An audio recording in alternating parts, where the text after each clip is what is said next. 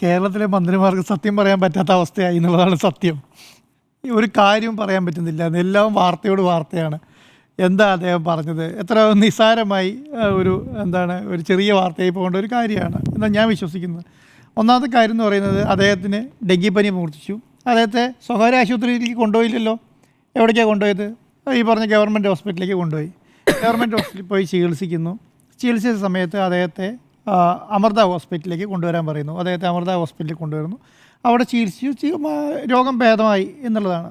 കേരളത്തിലും ഇന്ത്യയിലുമുള്ള എല്ലാ രാഷ്ട്രീയക്കാരും അല്ലെങ്കിൽ അങ്ങനെയുള്ള എല്ലാവരും സ്വകാര്യ ഹോസ്പിറ്റലിൽ മാത്രം ആശ്രയിച്ചിട്ടാണോ ജീവിക്കുന്നത്?